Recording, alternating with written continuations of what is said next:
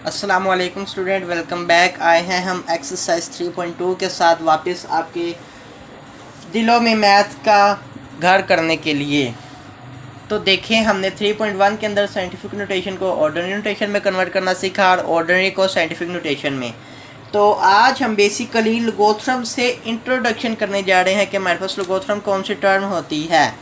तो लोगोथर्म बेटा इस तरह की कोई एक आपके पास होगी 1.4076।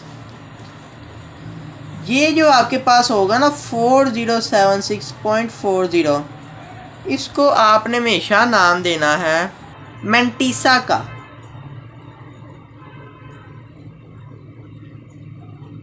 और एक और करैक्टरिस्टिक आपको मैं बताऊं, वो आपके क्वेश्चन के अंदर मैं बताऊंगा। देखें, अगर आपको कुछ इस तरह का क्वेश्चन आ जाए कभी भी बोर्ड में कि लोग इस वैल्यू की हमारे पास कैलकुलेटर वैल्यू देता है ये, तो यही सेम वैल्यू 31 अगर जीरो ख़त्म पॉइंट ख़त्म कर दे 3109, ये देखिए यहाँ भी 3109, यहाँ भी 3109, लेकिन यहाँ पर साइंटिफिक नोटेशन ऑर्डिनरी नोटेशन और है, यहाँ ऑर्डिनरी नोटेशन और है, यहाँ पर ऑर्डिनरी नोटेशन और है।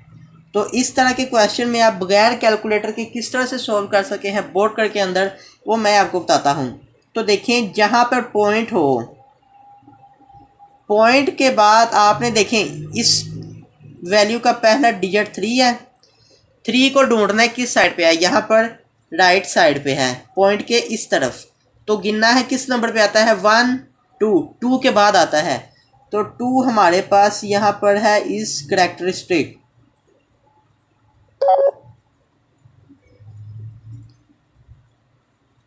तो 2 हमारे पास करैक्टरिस्टिक आ गया।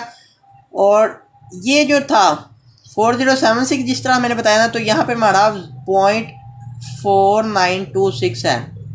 तो 0.4926 इज मेंटिसा। तो जो हमारे पास रिक्वायर्ड आएगा इज इक्वल टू, किस तरह से हमने बनाना है, करैक्टरिस्टिक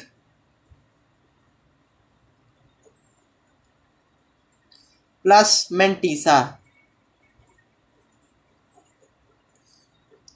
करैक्टरिस्टिक हमारे पास 2 के ऊपर मैंने देखें लाइन क्यों लगाई, आपके जहन में सवाल आया होगा। तो देखें, जब भी आप पॉइंट के राइट साइड पे जाएंगे तो इसके ऊपर लाइन लगाएंगे जितने भी डिजिट आएंगे। जब आप पॉइंट के लेफ्ट साइड पे आएंगे यानी कि पॉजिटिव साइड पे आएंगे, तो वहाँ आपको ये ऊपर लाइन लगाने की ज़रूरत नहीं है। ये बेसिकली माइनस को, नेगेटिव को, साइन को इंडिकेट करती है। तो -2 इसको बोलेंगे प्लस 0.4926। तो ये ऐड अप करेंगे तो 2 बार बार पार लें या नेगेटिव पार लें, -2.4926। ये आपका आंसर आ गया बगैर कैलकुलेटर के। इसी तरह से इसको देखेंगे तो देखें, यहाँ भी हमारा 3 राइट साइड पे है, लेकिन वो पहले नंबर पे ही आ गया। यहाँ पर 1 फिर 2 के बाद आया था, यहाँ पहले नंबर पे ही आ गया। तो इसका करैक्टरिस्टिक क्या होगा 1 और ऊपर बार, क्योंकि ये राइट साइड पे है। और मेंटिसा हमारे पास वही है 4926। तो हमारे पास रिक्वायर्ड क्या आएगा, रिक्वायर्ड हमारे पास आ जाएगा, इसको इसमें ऐड करना है तो 1 के ऊपर बार 0.4926। ये हमारा बेसिकली आंसर आ गया। बोर्ड के अंदर आपको ये चीज़ें लिखने की ज़रूरत नहीं है, ये तो मैंने आपको समझाने के लिए लिखी हैं। आपने सिंपली लिखना है कि -2 करैक्टरिस्टिक है, ये इसका मेंटिसा है, और नीचे इज इक्वल टू डालकर आपने ये लिख देना बना के, और ये आपका बेहतरीन और कन्फर्म अच्छा जवाब बन जाएगा। तो स्टूडेंट, ये है नेक्स्ट क्वेश्चन, क्वेश्चन नंबर 4 आपकी एक्सरसाइज 3.2 का। इसमें उसने कहा find the value of unknown in as.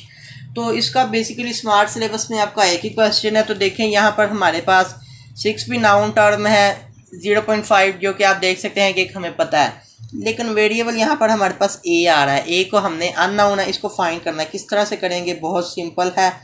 ये एक रूल है लॉग का कि देखें, इसको हमने पढ़ना कैसे, log 6 बेस ए बेस है 6 की, log 6 base A is equal to 0.5। तो देखें, जब भी बेस को दूसरी तरफ ले जाएंगे तो दूसरी वाली जो टर्म होगी वो बेस की पावर बन जाएगी। किस तरह से?